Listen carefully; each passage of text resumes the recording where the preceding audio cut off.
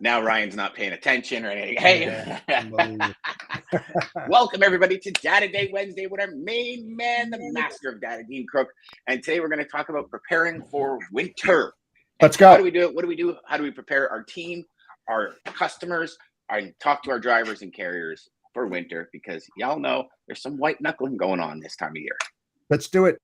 Welcome to the HPLS podcast. Live, relevant, and high performance information, conversations, and education weekly.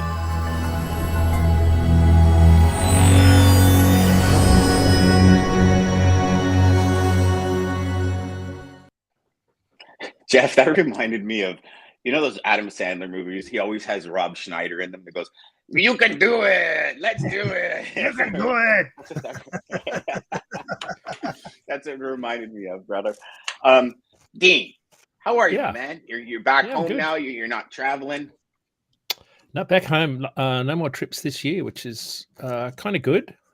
Conference season's all but wrapped up. It doesn't start again until really February. You know, you start to see a lot of events pop up in Phoenix. I've got an event for Great West Casualty. Stiefel Research are having their big conference down off, I think it's Amelia Island in January. So you start to see a lot of really good conferences pop up in the warmer climates down south, which is kind of nice because it gets pretty nasty here in Boston over winter.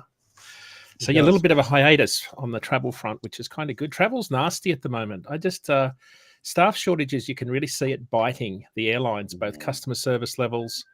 When you try and call someone for help, it's like non-existent. So I think there's still some, I think companies are doing their best to get back to normal, but there's still there's this sort of drag effect. There's this inertia that's holding us all back. I read that you're going to see actually more people driving than flying this year. So you can imagine what kind of disruptions we're going to have on the road, especially with the truck drivers that are out there. They're talking some serious numbers. Yeah, that's actually crazy. It's the like just people are still looking for people to work. Like I just read an article. Domino's Pizza has just made the largest order of electric Bolt cars from Chevy because they're actually going to start giving them to their delivery people to use. So instead of like typically at Domino's, you use your own car. Yep. And so they're saying, no, we're going to buy it. We're going to give you an electric car to do all your deliveries with. And that's how they're attracting people to come work for them. And it was like, but I don't know. I mean, you would kind of think that this employment thing would be somewhat taken care of by this time. I mean, it's going on 3 years now. Like when you think about 2000, like the end of 2019, beginning of 2020, and we're going into 2023. Like this is crazy. And I mean, I guess it's the retooling that we talked about. And I know that has nothing to do with winter, but that was just a crazy point that I read because they're spending hundreds of millions on cars to attract employees. It's a good idea, you know. That's what Marjorie Post did that got Birdseye going. Remember, she this kind of was the genesis of long haul refrigerated transport. Was they were making her and the guy, forget that guy's name, Clarence Birdseye, was here in Boston making the frozen fish with his cold plating machine, but they couldn't sell anything beyond New England. So what she did was she came in and bought his company and then said, this is Marjorie Post, son of, can't think of the guy's name, Post Cereals was the family that the guy worked in the kitchen at Kellogg's. Fascinating story. To facilitate the supermarkets to stock their frozen fish products, they bought all of the freezers and supplied all the supermarkets with the freezers for the Birdseye products to go into. And that was what really got long-haul refrigeration off the ground. And of course, that led into Thermo King developing the refrigeration unit. And here we see today long-haul refrigerated is a thing. But that's actually a good idea.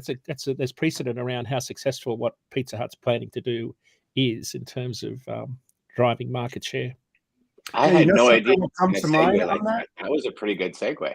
That was a real Dean. You mastered that segue. Hey Ryan, you're usually the master of segues here. You just took that hot from you, man. You see, we went from Domino's Pizza to the start of long haul reefer trucking. That was quite a segue.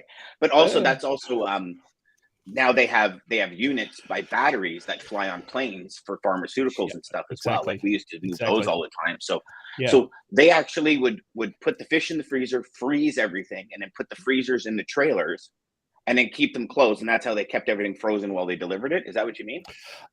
Initially, no, so it was initially just ice blocks, right? So it wasn't, I think, 1946. Can't remember the guy's name at Thermo King built the refrigeration unit. There was a $6 bet on a golf course where the head of Thermo King said to a Werner, wasn't Clarence L. that started Werner Enterprises. They're playing golf in Minneapolis. And he said, I can't get my chickens to Chicago without them spoiling using the blocks of ice. And the guy from Thermo King said, I'll bet you $6 at the time, I can fix that in 30 days. 30 days later, they had that little tiny square reefer unit on the front of a trailer to keep the load from spoiling on that short journey from Minneapolis to Chicago. So that was really the start of it. So it was really ice blocks up until that point. And so it was a fascinating story. I wrote about it a few weeks ago. If you want to Google Thermo King and the history of refrigeration, I wrote a blog post about it about 2 months ago. I'm a bit of a geek when it comes to that stuff. I'm just fascinated by, keeping things cold and having hauled a lot of produce in Australia. It's one of my more pet subjects because it takes so much skill to do it properly without, freezing or, you can easily freeze a load of lettuce if you're not careful because they want to stack that last row of cartons right up against the chute. And you got to have a fight with the grower to say, no, you're not putting that shit up there. Get it out. Otherwise, I'll ruin it. That's hilarious. Right, I mean, you could freeze it. You could freeze a head of lettuce in your fridge if you put it too close to the back of the fridge too, right? So it's easy. I had a grower one day with cantaloupe stand. He gave me, it was 100 degrees outside in the outback of Australia. And we had to load, I had to load 44 pallets of cantaloupes. We call them rock melons in 2 trailers. It was a road train configuration of produce going to the market. So it's 100 degrees, and the cantaloupes are sitting out in the sun. And the bill said, I think it was plus 18. I can't remember what it was. And I said, you've got to be kidding. You want me to pull 70 degrees, out of this load in 8 hours? And they said, yeah, you better deliver it. You better deliver it at the right set point. And I called a mate. I had to phone a friend. I said, Bob, how do I do this? And he said, here's what you do. You don't try and pull it all down at once. You don't drop your set point down to what the bill says. Every hour you get out and drop it 5 degrees. So you pull the hot air out gradually. And that's how I did it. I got to the markets on time and right at the set point. So yeah, lots of fun. I thought you would have taken the corners where you raised the trailer 6 inches on one side and it would have pushed the air through a certain way through one vent and then back around the other vent as you're coming around the corners in the other. No, these are airbags. You can't do that with airbags. The springs. You got to have spring pack suspensions to do that. They'll hold nicely at about 6 inches off the ground. I love it. True story. So Dean, story. I know. We talked about it. Let's get into winter. Yeah, lots of big story, lots of storms. I think this week, not far from where you guys are, right here in Buffalo, we had a lot of snow down near London and Leamington. Some truckers I spoke to were talking about 5 feet of snow last week. So it was crazy. Winter came on with a flurry. Sorry to use that pun, but it caught a lot of people by surprise. And I think that's what the story is every year. It's like, how do people not think winter's coming? The problem we got this year is we've had well over 100,000 new carriers enter the market, and this is their first winter. And if you're a long haul carrier and you're running south to north, you can go from heat to cold really, really quickly. And I think a lot of guys become unprepared. It's very different than, Colorado, where from, I can't remember, it's like a 6 or 7 month period, you have to carry chains on your truck all the time. Certain states have very tight regulations around that. But invariably, you'll see guys go on loads where they're totally unprepared. And I think that's why we wrote a piece last week on preparing for winter. I think a lot of people take it far too lightly. I mean, car drivers also. So, everyone listening on this show should realize that this is just for you. It's just as much for you also. Remember, we had the Interstate 95 shutdown last year through Virginia, and we had the road was frozen. We had all those car drivers stranded in flip-flops and shorts that were driving from Florida, and they're there for 3 or 4 days. So this stuff can happen really quickly and catch everybody by surprise. So, we have a little kit in the back of our car just in case. We're probably underprepared when if I think about seriously, but we don't do a lot of long haul driving in our car. But I wrote a piece about it, and I asked a lot of carriers what we should do, like as drivers, and they started with the first thing you do is make sure you're prepared. So you're like Dan with a beanie on, and you've got your sledding gear on. I think today is that what that is? Yeah. Well, we're talking about winter, so I put my special. Just for transparency, everybody in Toronto, me and Dan are like probably hour away. It's like 10 degrees like Celsius, so it's not as cold today. So I don't know why Dan's wearing this stuff. I'm literally in t-shirt and jeans. I'm sweating bullets underneath, but I have snow outside. It's awesome. Yeah. So prepare yourself, right? So you can't fix, you can't put chains on, you can't fix flat tires, you can't strap a load down if you haven't got the right clothing.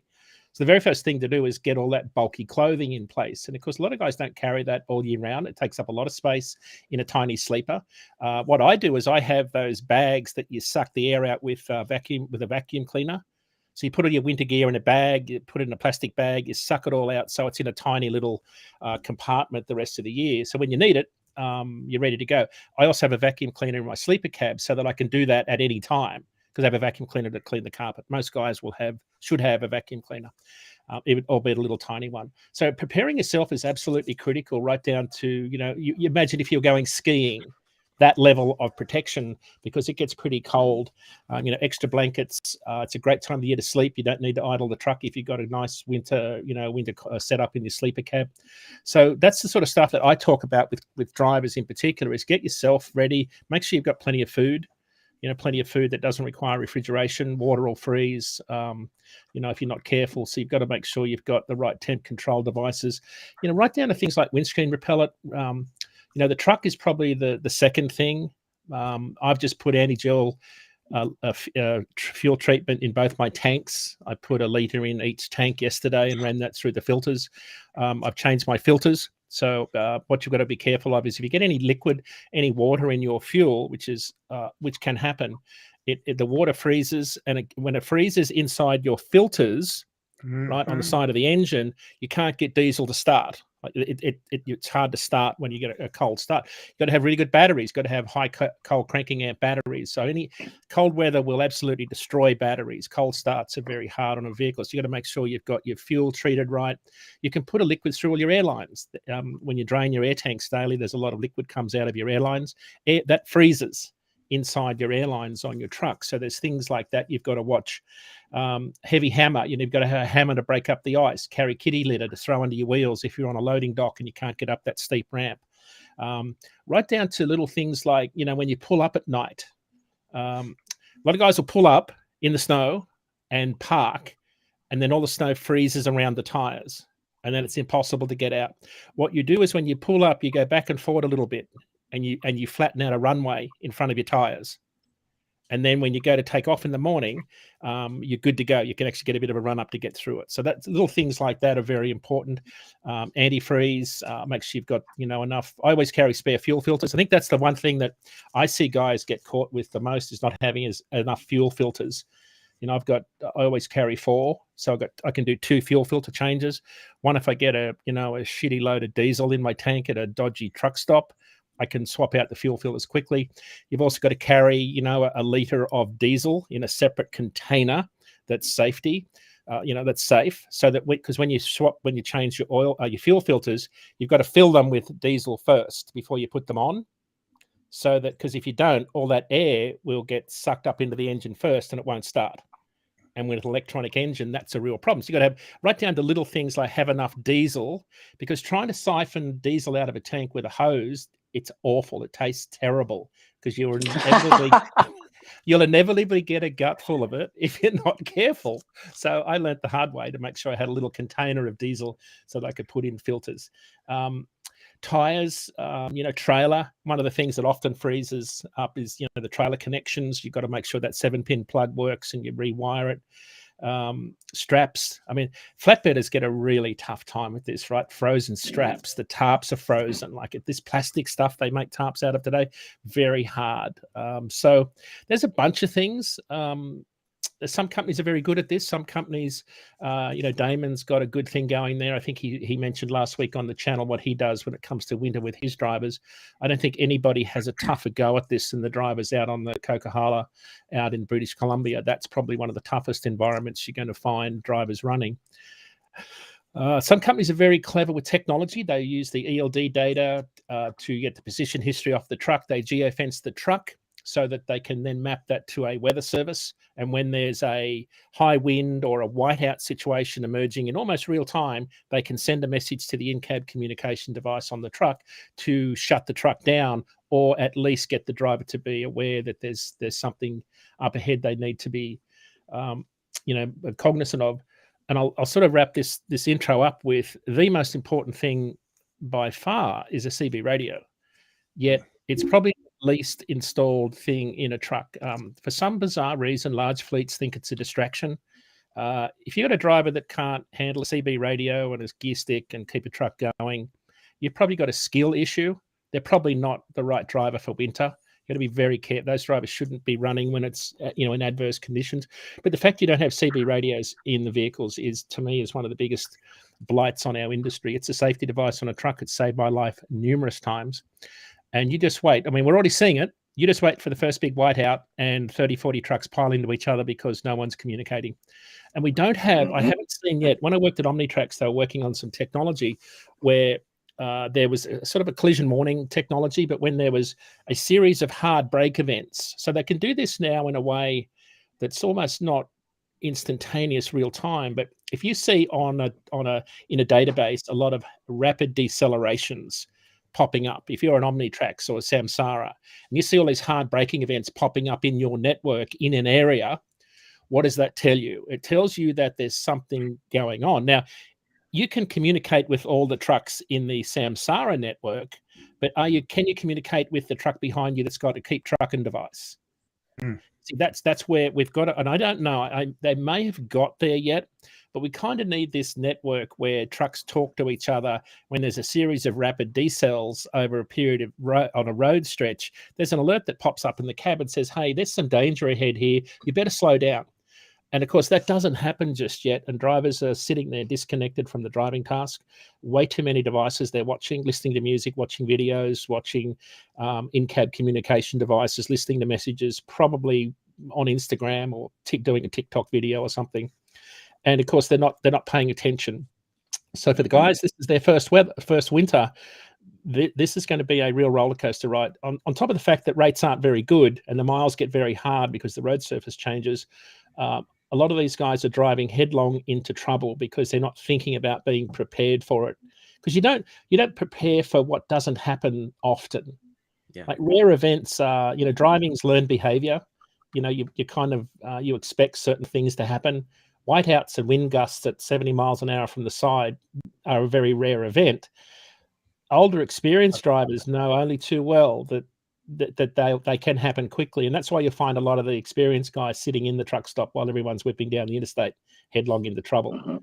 So, because if you don't have and also when you think about it, when you're driving, right? Like even just when my son and I did a 7-hour drive to Blind River last year for snowmobiling, right. The roads were we're going up the 400 and it was clear, like dry roads. Everything was great. You get north of Barrie and heading up in towards Muskoka and Ordamonte and all that. And all of a sudden it's like the roads are dry, and then 15 feet ahead of you look up and there's like 6 inches of snow on the road because of that drift. And that's where the wheel things are. And like if you're going, especially if you stay driving up there empty, as soon as your truck and trailer hit that wind, you are the largest sail on the road. And we had 2 sleds on the back of a pickup, and the wind pushed us a good 2 feet to the left. And I remember looking at him, and my son was driving, and he just kind of looked at me and he went, I didn't turn the wheel, Dad. And I go, no. I go, imagine a rig, and you look up and like 4 cars behind us is an actual transport truck. Now, he was obviously loaded because he came through with nothing. But I mean, you look at the Burlington Skyway out here just south of us. They shut it down sometimes because the winds are too heavy, and it'll literally take a trailer off. And that can happen at any second on any road, especially north. And not to mention, like you said, like these whiteout conditions or lake effect snow that just pop in a split second and disappear. And Dean, I would think even if Omnitrax or something has it, now you're actually looking at a screen where you have to read it, whereas a CB is like, hey, if you're on I-35 or whatever, there's a huge accident just past mile marker 67, and you're looking, you're like, I'm at mile marker 50. Yeah. I got 17 mile markers. I better figure this out now. And you can prepare for it via audio, right? Because old school guys do that. Yeah. Right. Yeah. Old school guys do that, right? So you'll be heading south and you'll call up someone heading north and you'll just give them a road report.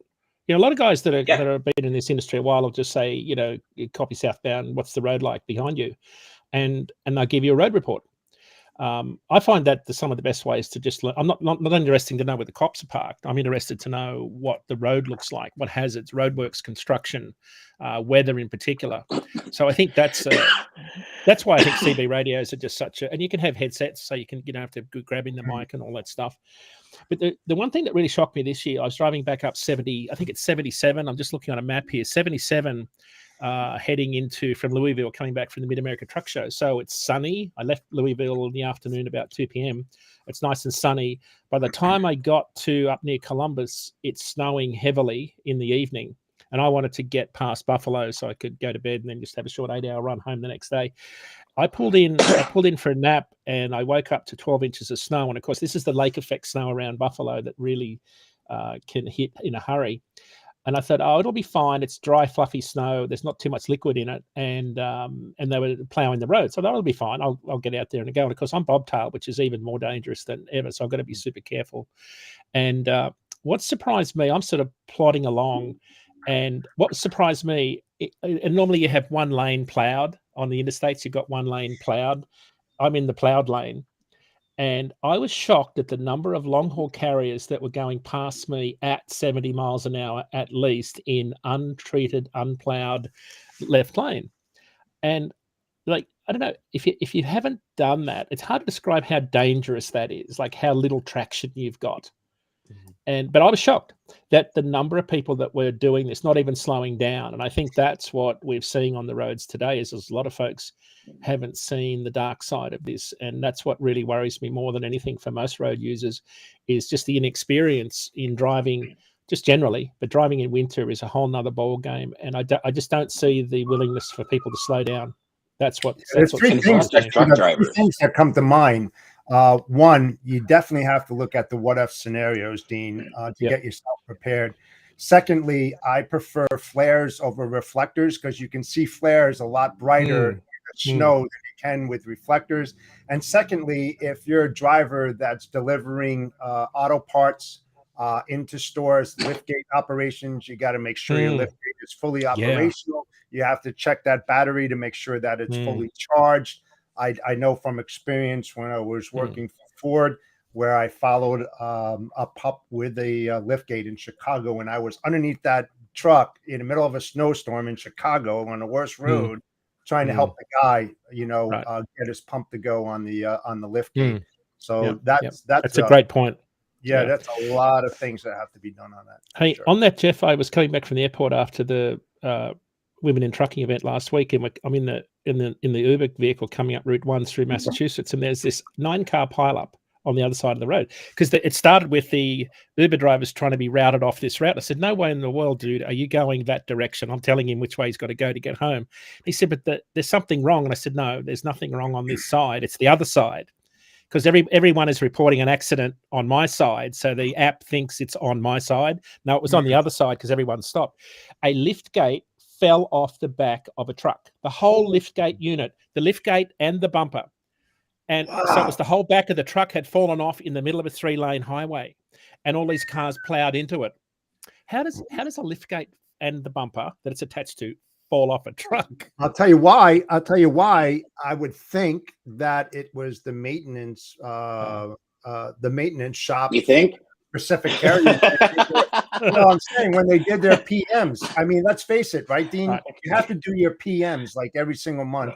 And like when I was that thing's welded, huck riveted.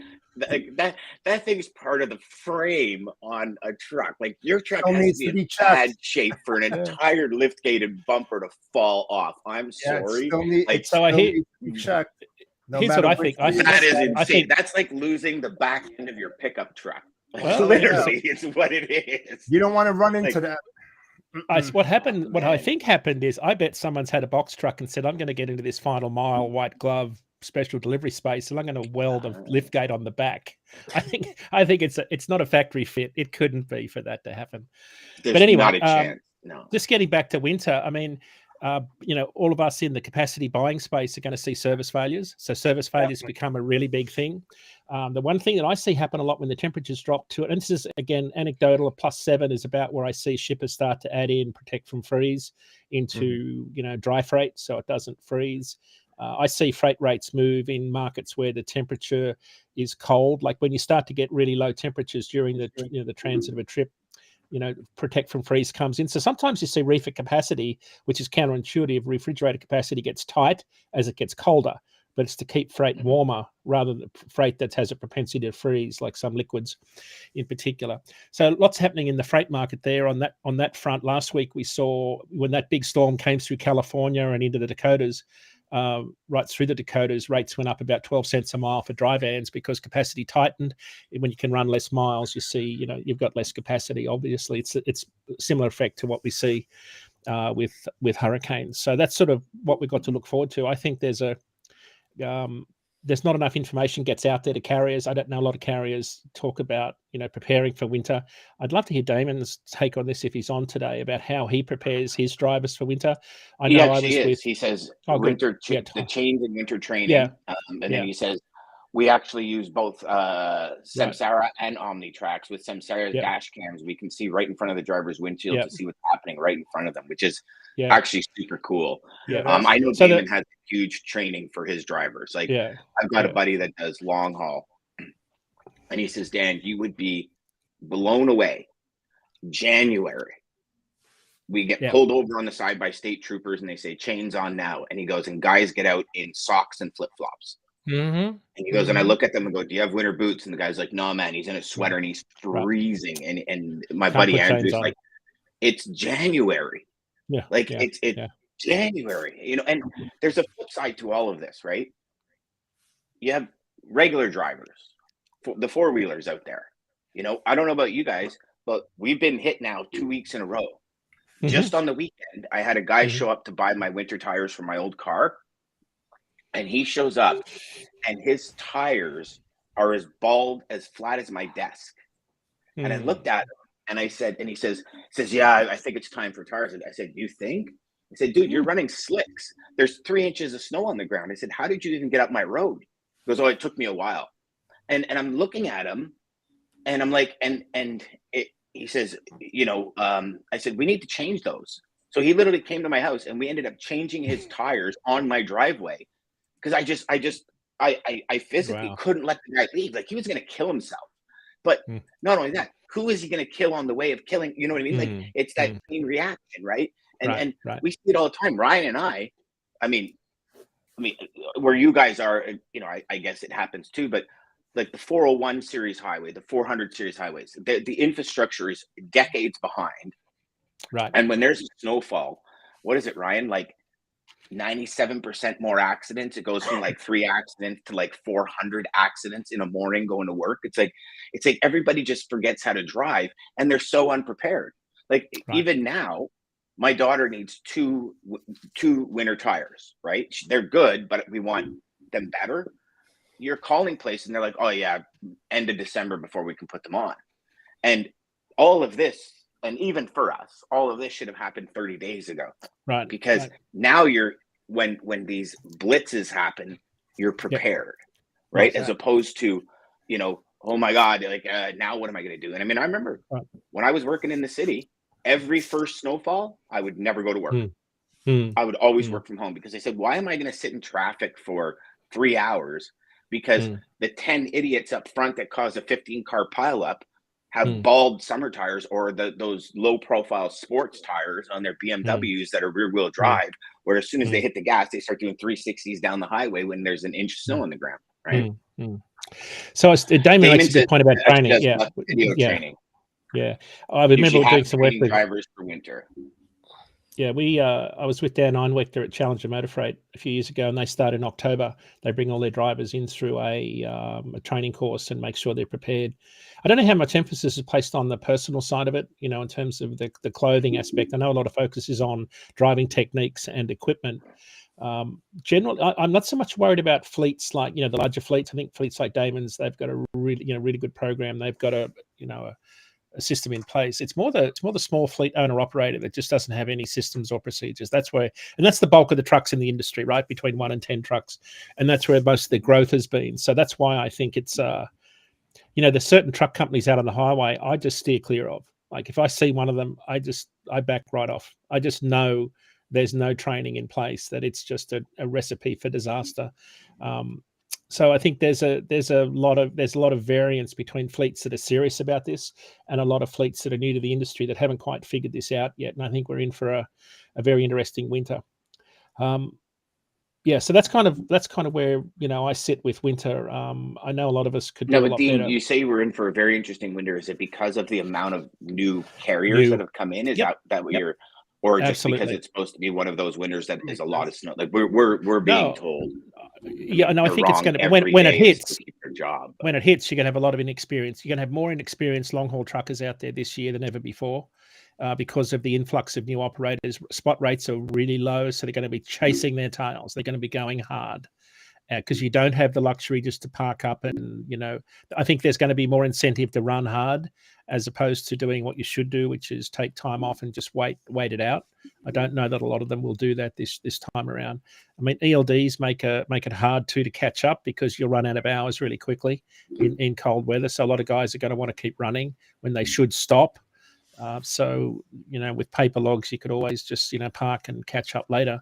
That's why we saw the polar vortex have such a big impact. It was the first major storm since ELDs came in, and we saw about 10% of capacity just vanish from the industry in a week. Because when you shut down interstates like I-40, you'll have a profound impact on capacity. We haven't seen anything like that since.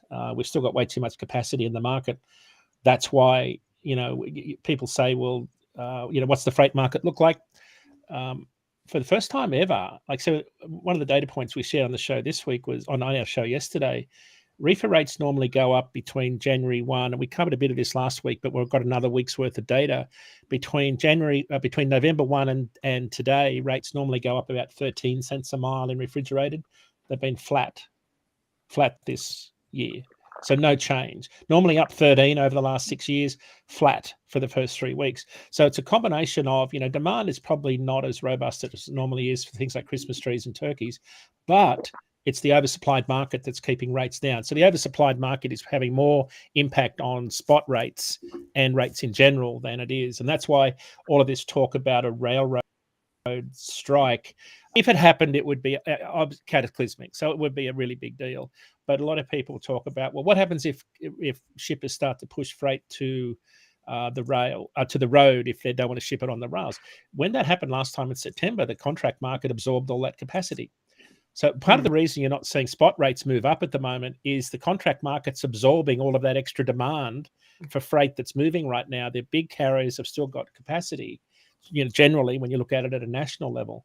So we've got an oversupplied market heading into a very, very grim first quarter next year. So tough times ahead for everybody.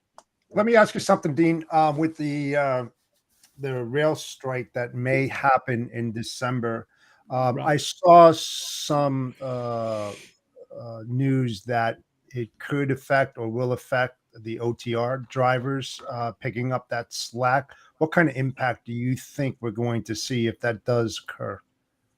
If they do have a stoppage, I think it could be one of those polar vortex level market corrections. If a strike did happen, right? So it'd be a bit like if the West Coast port workers went on strike, right? So that would be one of those market changing events. So I think it will have a serious impact on the market if that happened. The probability of it happening, I think, is pretty low, even though labor relations have never been as bad, and people are for the first time ever saying that there's a strong chance a strike could happen. I suspect you might see what we saw with the ILWU in Oakland this week, where they red tagged some equipment, so the port had to shut down for a day.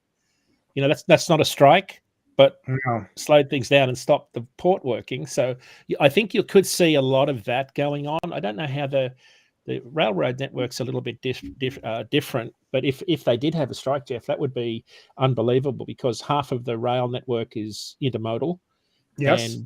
And it's, that freight's still got to move. So that would be, for truckload carriers, it would be a good thing for them. They'd see a lot of benefit from that. I just think from a general economic perspective, that wouldn't be very helpful to anybody if they're. Well, it would also, you got to think 90% of those containers will probably have to be de-stuffed, palletized, and then put on trucked in order to get where they need to go. Even if you look like, if you have anything delivering Wisconsin, it's going to rail into Chicago. No matter what port it goes into, it's going to rail into Chicago. If that's not there, so say it goes into Savannah, now you got to truck that to Wisconsin, but you're not trucking the container because now your demurrage costs and your container demurrage is going to be astronomical.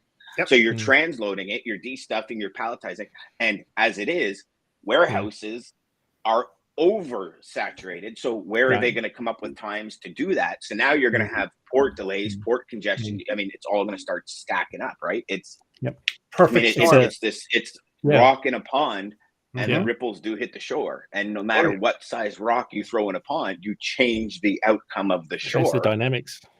100%. Number of the day, talking about ports, the number of the day is 0. In LA? The number of ships waiting at anchor is 0.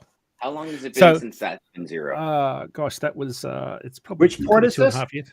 Los Angeles, Long Beach, off in San Pedro. 2.5 years.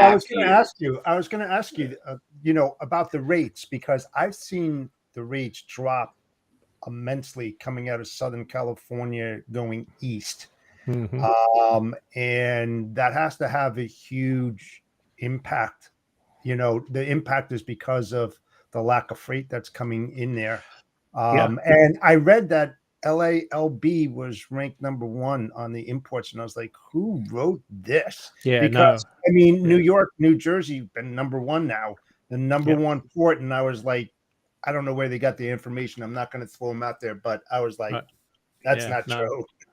So Jeff, one of the data points we talked a lot about on the show here was Los Angeles, Phoenix. Remember we talked about at the peak of the port disruption.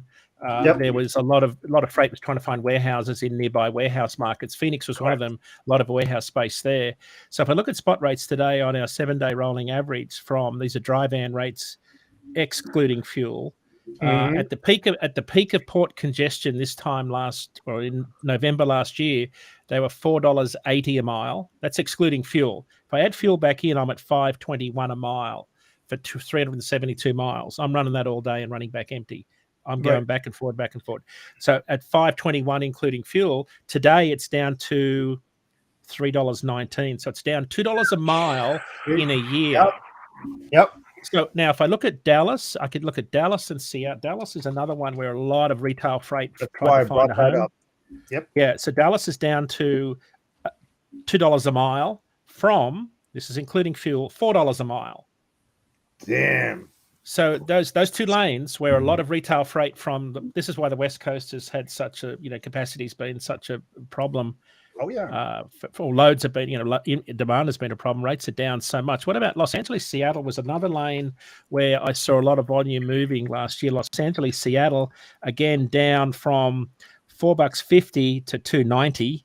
So it's dropped even further. So how about Chicago? Yeah, that one's a bit of a horror story right now. Because that's the major hub. The carriers, brokers and shippers are saying it's fantastic, but I've always got my carrier hat on as a default. And I probably should work on that a little bit better, be a little bit more fair and balanced. But so including fuel, Los Angeles, Chicago, this time a year ago, $3.70. And I was reporting back then that volumes on DAT's network were triple year over year. We were moving triple the volume of loads because the rail networks were so congested. Yep. So we've gone from 370 to 220 on that lane. So it's been sliding downhill since January. Yeah. Yeah. So that's why. Yeah, even with spot rates so low, we're still seeing, intermodal still offers pretty good value on those networks. The rail network seems to be, improving according to most reports. So, West Coast just hasn't been good. What really stands out is that, historically, east to west has always been cheaper than west to east. Yeah, right. Mm-hmm. West is now getting pretty close to East rates coming out there. I mean, which is unheard of. I mean, it's just crazy stuff. Oh, so that's interesting. It's 223. Oh, hang on, that's Los Angeles to Chicago. If I go Chicago, Los Angeles, I'm at $1.60. So that gap is closed. That gap is closing on the east-west side. Yeah, that's interesting. That's what I noticed. And I was like, man, you seriously, when was the last time you saw something that close? I mean, that's. Yeah, so let's look at Atlanta to Chicago. Let's look at Atlanta to Los Angeles, because that's a lane to make Jeff's point even more amplified. Is Los Angeles, Chicago. So sorry, Atlanta to Los Angeles is 2,100 miles, is $1.60.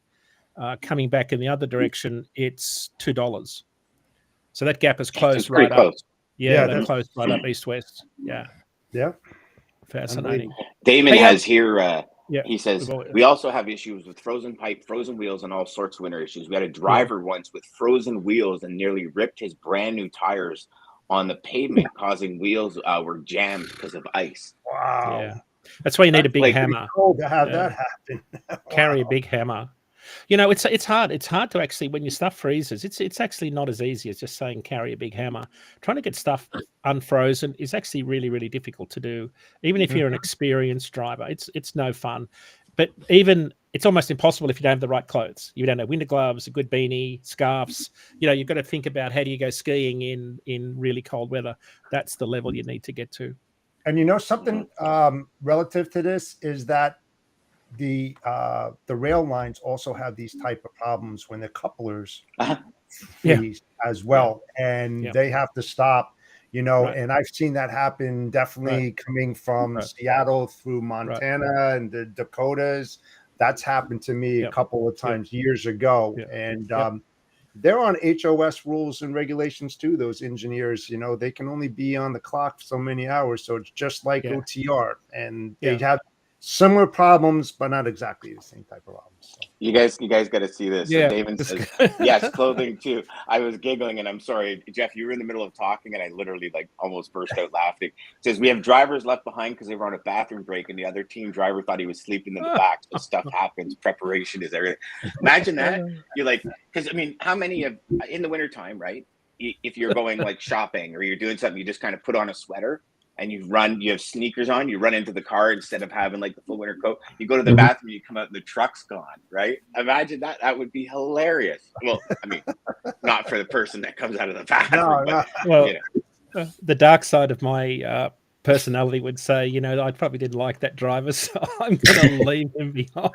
Now you got to say you got a strong single, you know, like they always kind of say. Yeah. Super single, Ryan. The super singles. Remember that? Guys, I want to ask you guys. I want to get your guys' opinion on this because, we've been talking a lot about carrier, and for me, it's really cool to know these things because it's great to have this conversation. But I want to talk from a sales rep or broker that's more applicable to me in terms of we're having all these issues coming in wintertime. There's going to be times where we're talking to our carriers and they're going to have these slowdowns or they're going to have these issues. So what kind of tips I kind of want to get from all three of you guys? What kind of tips do you guys give for the person who's in that warm office? You know, they're just booking the loads and they're not there. And you know, when I know when I first got started in the industry, and let's say it was wintertime, and somebody said, hey, we're having a slowdown, I'd be like, just get there, you know, just make it happen. And then they would send pictures and stuff of everything like that going. But at what point, from we become obviously the middleman, being the broker with that conversation with the carrier to our customer, what kind of tips you guys kind of have for the seasonality of it? That's a great I'll start question, quickly. Ryan. Average road speed's lower. Right. So first thing is you can't say that, you can't think that it's 45 miles an hour average road speed for a single. That's not going to happen in winter because the miles are slower, the miles are harder. Unloading, loading is going to take longer. Everything slows down, right? So I think if you're a broker booking loads, you've got to think that in winter everything's going to take longer. You've got to build in more padding into your transit and appointment time on the other end. That's the first thing that I would think of. Be prepared for service failures. Even loading docks slow down, right? Everything slows down. Forklifts break. Everyone gets cold. The driver spotting trailers. They've got ice problems on loading docks, especially if you've got a loading dock with a sleep, an incline. So I just think late deliveries first thing in the morning. Think winter, think traffic, think delays. Everything's got to be extended out, and that would be my first. Is just don't think that the same transit times you saw in June will apply in December. That's not going to happen. Yeah, you have to definitely put in some buffer days in there. You know, whatever your normal transit time, even if it's on the rail or over the road, you know, mandatory 1 to 2 days, maybe even 3 or 4. It's the controllables, right, Ryan? You can control what you can control, but it's the uncontrollable that you can't, what you call the act of God, and it's those accidents, you know. Or even if you're in Colorado, you know, you have those avalanches that cover over roads and you're stuck out there. You know, it's like, yeah, you just have to let your customers know and be totally transparent on that. You know, that here's the things that you can expect to happen. I'll keep you up to speed as I'm updated, but expect delays. And you know, we used to send them weather maps. You know, if you knew where that shipment was getting picked up, and then you get updates and warnings on road closures and everything, send that. Take that information, send that to your customer with a few little statements behind that, so they can prepare operationally on their side. You know, because some of these guys, shippers, they hired additional labor because they know that something's coming in. So the more that you tell them, the better off you are, especially when you're trying to get in there further. So be totally transparent. Send those little things, maps, you know, weather warnings, etc. Always keep them in the loop. So I used to categorize all of my freight into 3 categories: normal, watch it, and critical. And with those 3, every pickup, in transit, and delivery would fall into one of those 3. So normal would be like an LTL shipment out of California. Okay, that's normal. I mean, LTL, there's no real give or take. It's a listen, FYI, it's loading on Friday. We plan to be here Monday. There's a snowstorm that could come through. It's wintertime. Things happen. Maybe it's Monday, Tuesday. That was in the normal category. The watch out category was things like stuff coming out of Florida or the South and coming into Ontario for a delivery like Monday morning, where we knew it would arrive kind of like on a Saturday or a Sunday, and it was going to be cold, right? Because then it's now if the truck doesn't start, or if the trailer's frozen to the ground or whatever. So just that preparation. And then critical were mostly containers. And the reason I would put those in critical is because a lot of our containers that came in on Friday, they'd get removed from the chassis and put on the ground or stacked. So now what we had, they always went into critical. And the reason they did is because you have actually multiple layers that can fail. So 1, your container mover can fail. 2, the people that, if we're having a snowstorm on the weekend, the people don't come and plow, or it freezes, or it warms and colds, like, you know, over the weekend, like even today. So overnight last night, it was -2. Today it's supposed to be 8 degrees. So you have all that snow that's coming off the roof that freezes, you know, there's all sorts of things that happen. So that was always in the critical. So when we had deliveries on like a Monday morning at 7 a.m., it was always on the Thursday, Friday. Okay, what's the plan for 7 a.m.? And then it would be like, okay, Mr. and Mrs. Customer, this is what the weekend holds. There's variables. So we have options. A, we'll do a gate code and drop direct from the rail line to your door, but means doors are open. And now, and again, here's the flip side of it. Now, because of cold thaw, we run the risk of those chassis freezing to your dock and not being able to get them out. So we run the risk of the second delivery for the day being delayed because we can't get the containers out. And it was just that education piece where they would be like, okay, you know, let's do that, because worst case scenario, we have 2 containers in. And then if we have to, you know, do you want us to put salt down in the morning and all that? So it was that 3 different categories that I'd always put it in. And on Thursday, Friday, the team and I would always sit down and say, okay, what's going on for the weekend? What are the deliveries? What are the loading? Okay, you know, typically the South, barring the polar vortex that hit Texas, typically the South is always like, okay, you're fine unless it's hurricane season and you're in that area. But it's when you're coming north, right? Specifically, like when we had pharmaceutical deliveries, it was like you map that out and you watch the weather systems that come through. And I'll be honest with you, 85% of the time, none of it ever happened, because meteorologists are always wrong. But we always let the customer know. So like Jeff said, we would send them weather, like just the weather map, and say like, listen, here's Friday, here's Saturday, here's Sunday, your delivery's at 6 a.m. Monday.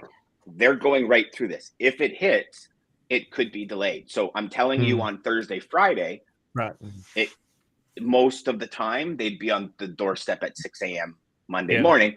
But that's and as a broker, you're actually, and to a lot of carriers out there, we're actually delivering more information than you would deliver.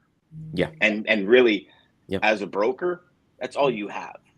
Yeah. All you sell as a broker is information. It really is, because you don't physically do any of the work. You don't physically pay the fuel bill. You don't physically maintain the trucks. Like that's your partner's end, right?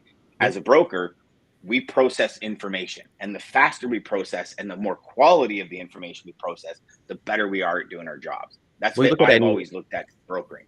You look at any automated broker, right? Yeah, like any automated broker.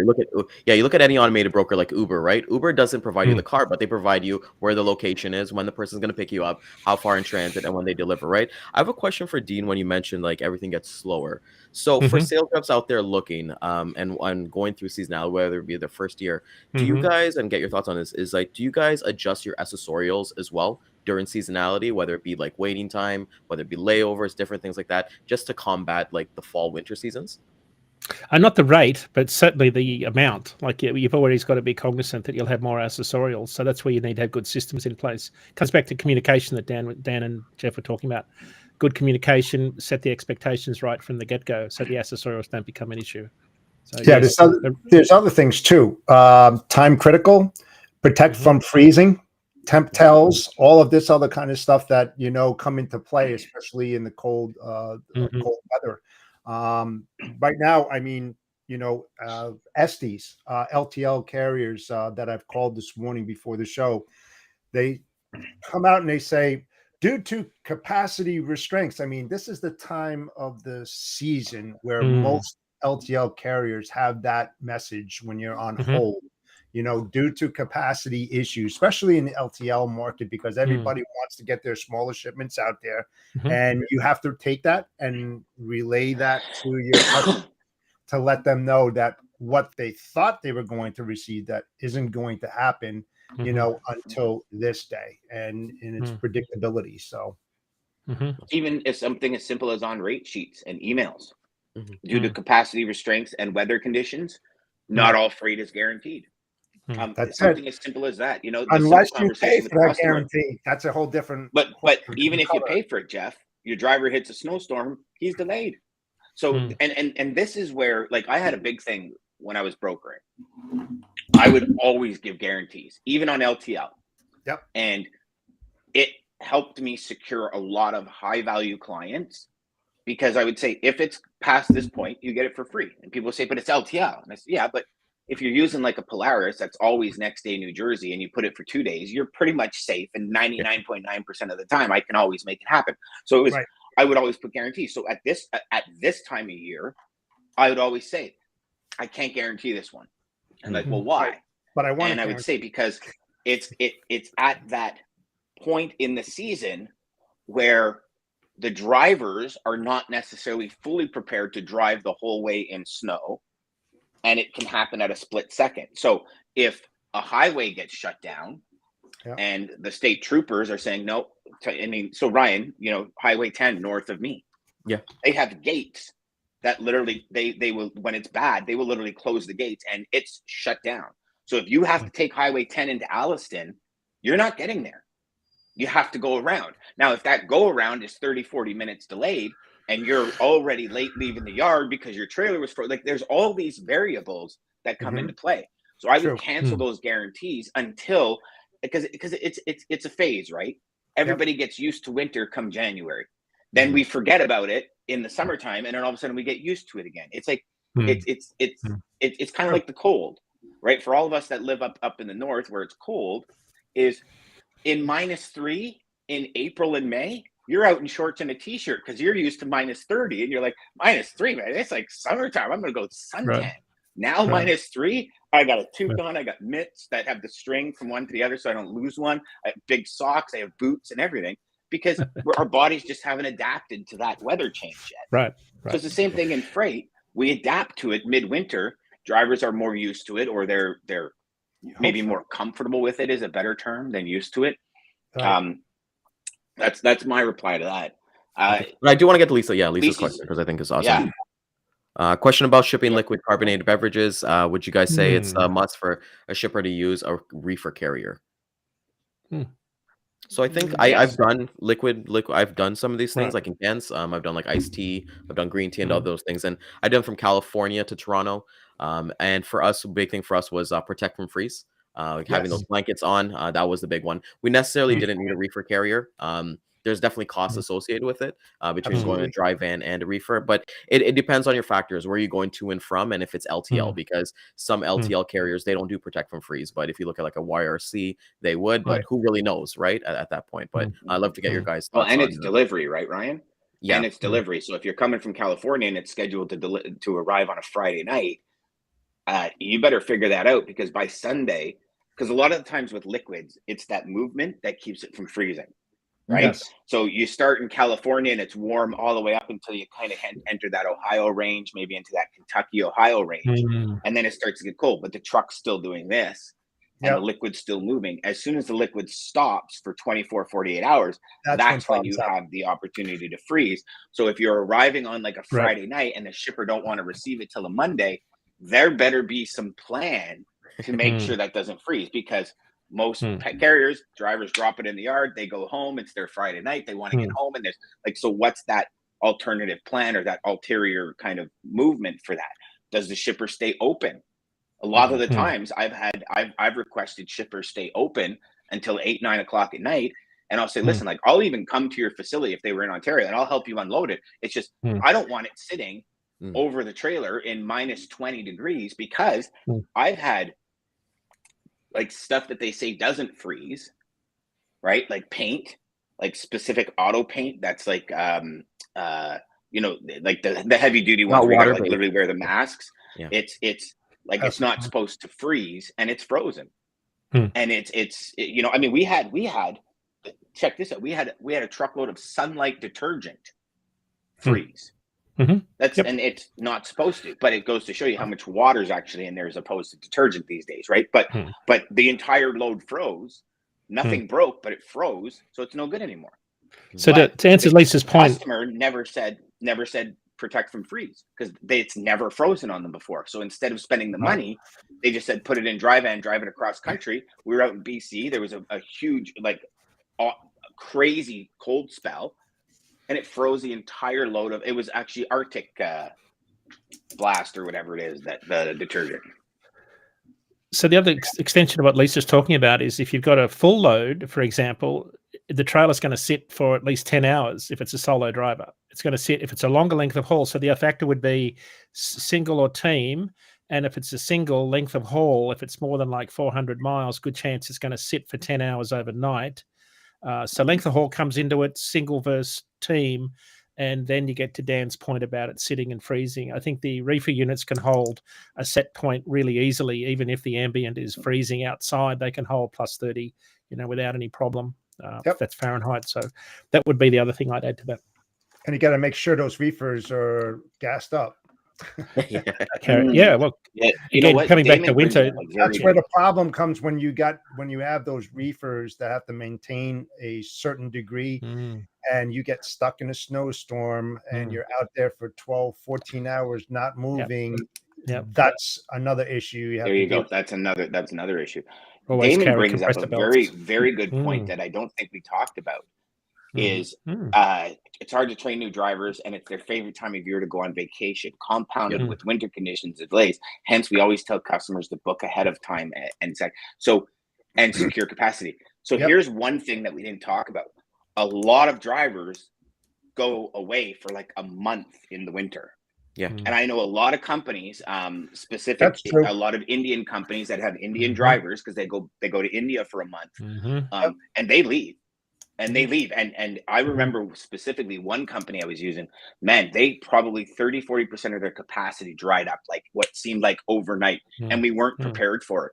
And our customer lost their marbles because they were a dray carrier. We had over like 3,000 containers that came into port for this customer. And overnight, they lost like 30% of their drivers. And we were like, what do you mean? They're like, well, I mean, most of them were Indian, and they went home. They went home to see their families for a month. And we had no idea that it was going to happen. Like there was no communication beforehand, and now you're sitting there trying to gain 30% more capacity because of vacation. And I actually think this year, more than any other year, drivers are finally going to take a lot of time off during the holidays. And I think we need to prepare for that as an industry, because you got to think about how we talk about it all the time. Drivers have made more money than they usually make. It's like, listen, I'm good. I'm going to take a month off, or I'm going to take a couple of weeks off, and so it's going to add up. We had, I know we're out of time here. We had Nicole Glenn on our show yesterday, and I asked the question about capacity, this very question. I said, you find it hard to find capacity around major holidays? She said, not really, because we've got so many different cultures in the industry now. I can always find drivers to run expedited, even with a lot of drivers celebrating Thanksgiving. I thought it was a really interesting take on things, because we had the Diwali festival up near Lodi, California a couple of weeks ago. The Russian community celebrate just after New Year, celebrate Christmas, I think it is. There's a lot of different cultures. Yeah, right. There's a lot of different cultures that celebrate different holidays throughout the year now, and there's a lot of different cultures that are in trucks, driving trucks. It'd be interesting to see what the impact is on capacity, whether it's changing over time around typical events, because this week is normally when a lot of drivers try to get home, and you do see an impact on capacity. Of course, the flip side is demand drops also. Collect that data, Dean. Yep, I'm on it. TikTok and Instagram. That's actually a big thing, Dean, where capacity drops because a lot of companies are closed. Right. And it's and then so capacity drops. So then obviously drivers take time off, and maybe that's kind of a balancing act. Balance. Yep. Yeah. Here's one more thing on that, Dan. That's a great point. When they cut off, let's say a shipper shuts their doors for 4 days, whatever would have shipped in those 4 days are now going to increase demand when they come back, because now they have more shipments than they normally do. So you have to be cognizant of that fact as well, so that you have the capacity in place to handle that influx of additional shipments. Right. So I think that's what we talked about. Was it Monday? Where we talked about Monday, where these are the conversations you should have had, because your customer might have more freight next week, but they might have shipped an extra shipment out for the last 4 weeks in preparation for today. So they're just going to go back to normal. Correct. And unless you ask, you don't know. Right? You don't ask, you don't get. Great combo today, guys. Bring it home, Ryan. Yeah, let's bring it home. Let's get it home, man. Bring it home. I want to thank everybody for coming out this morning. Thank you so much, Dean. I want to wish everybody early happy Thanksgiving celebration in the States. Enjoy for us. Dan and I will be salivating over the TikTok videos and the Instagram videos. But with that being said, I want to thank everybody again for coming out this morning. Catch the replay at 12 p.m. and 3 p.m. Eastern Time. LinkedIn, Twitter, Facebook, and YouTube. We'll see you tomorrow. We'll do a Thanksgiving special edition. Maybe Dan will be wearing a turkey on his head or something like that, like Mr. Bean. But you never know. You never know. No, but everybody, thank you guys so much. See you guys tomorrow, and have yourself a great day. Have a great day, guys. Yeah. Centurion Trucking. Our motto is people before profit. Today's market requires more transparency, consistency, and focus on what our clients need to win. Centurion Trucking and American Logistics are poised to help their clients achieve and surpass their targets.